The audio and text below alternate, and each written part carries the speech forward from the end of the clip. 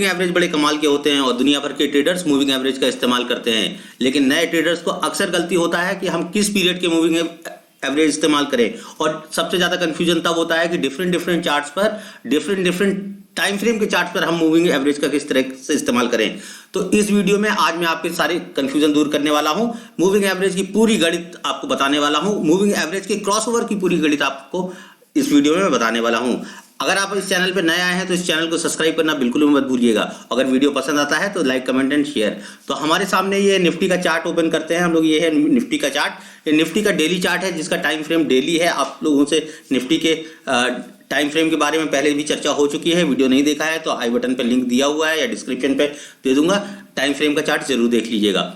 अब ये निफ्टी का डेली टाइम फ्रेम का चार्ट है और डेली टाइम फ्रेम के चार्ट के अंदर हम लोगों को मूविंग एवरेज लगाने हैं। देखिए, मूविंग एवरेज के नंबर से हमें सिर्फ एक ही बात समझनी है, कितने पीरियड का मूविंग एवरेज है, तो आप समझ लीजिए कि कितने कैंडल्स की मूविंग एवरेज की बात हो रही है। अगर हम 50 पीरियड का मूविंग एवरेज लगाते हैं तो पिछली 50 कैंडल में जो प्राइस है उस प्राइस की बात हो रही है। तो आप लोग हमेशा इस मूविंग एवरेज को पिछले कैंडल्स से उसकी तुलना करेंगे तो आपको ठीक आइडिया आ जाएगा कि हम मूविंग एवरेज का इस्तेमाल कितने पीरियड्स की मूविंग एवरेज का इस्तेमाल किस टाइम फ्रेम पे करें।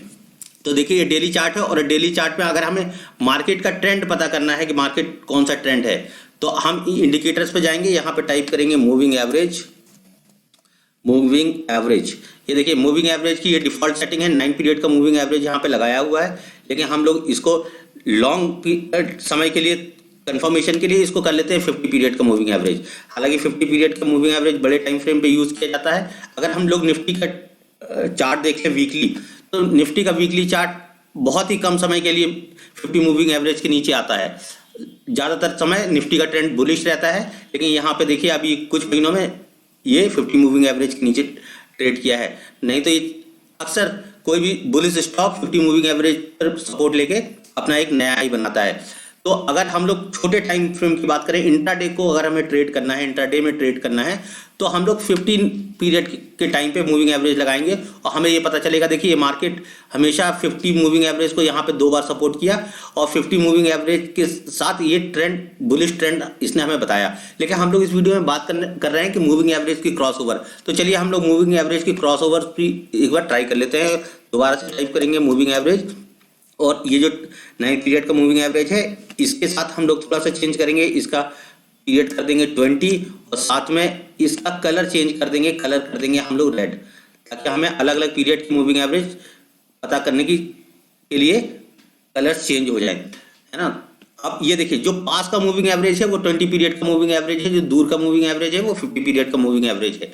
अब ये दोनों पीरियड के मूविंग एवरेज का जो क्रॉस ओवर हो रहा है, देखिए मार्केट में कभी भी क्रॉस ओवर ट्रेड नहीं किए जाते हैं। ज्यादातर ट्रेडर्स, नए ट्रेडर्स को ये कंफ्यूजन होता है कि moving average cross over indicators लगाते हैं और वो लॉस पे लॉस करते हैं। तो moving average cross over indicators का इस्तेमाल क्रॉस ओवर देखने के लिए नहीं किया जाता है, हालांकि प्राइस देखने के लिए किया जाता है कि प्राइस मूविंग एवरेज के ऊपर चल रहा है या नीचे चल रहा है। तो यहाँ पे देखिए, यहाँ पे प्राइस 50 पीरियड मूविंग एवरेज के ऊपर चल रहा है। ये 5 मिनट का, 15 मिनट का चार्ट है, इसको हम और छोटे टाइम फ्रेम पे कर लेंगे। अगर 5 मिनट पे कर लेंगे तो देखिए यहाँ पे प्राइस दोनों पीरियड के मूविंग एवरेज के ऊपर ट्रेड कर रहा है और यहाँ पे देखिए छोटे पीरियड के मूविंग एवरेज, 20 पीरियड के मूविंग एवरेज के नीचे ये चार्ट यहाँ पे चलने लगा। तो हालांकि ये वाला ऊपर है, 50 पीरियड के ऊपर ट्रेड कर रहा है, इस जगह पे प्राइस जो है 50 पीरियड मूविंग एवरेज के ऊपर है। लेकिन अगर हम बड़े टाइम फ्रेम पे देखें, आप डेली टाइम फ्रेम पे देखें, तो ओवरऑल मार्केट जो है दोनों मूविंग एवरेज के नीचे है, मार्केट अभी डाउन ट्रेंड में है। लेकिन यहाँ पे छोटे मूविंग एवरेज के ऊपर मार्केट आ गई है, तो हो सकता है मार्केट यहाँ से सपोर्ट बना के ऊपर चले। देखिए, जब भी दोनों पीरियड के मूविंग एवरेज के ऊपर मार्केट होता है तो हमें वहां पे बुलिश ट्रेड ढूंढने हैं, और अगर मार्केट दोनों मूविंग एवरेज के नीचे है तो हमें बेरिश ट्रेड ढूंढने हैं। प्राइस एक्शन और रिस्क रिवार्ड रेशियो का हमेशा आपको ख्याल रखना है। अगर ये वीडियो आपको पसंद आता है तो इस वीडियो पे कमेंट जरूर कर दीजिएगा और इस वीडियो को लाइक और शेयर जरूर कर दीजिएगा और चैनल को सब्सक्राइब करना बिल्कुल भी मत भूलिएगा। बहुत बहुत धन्यवाद।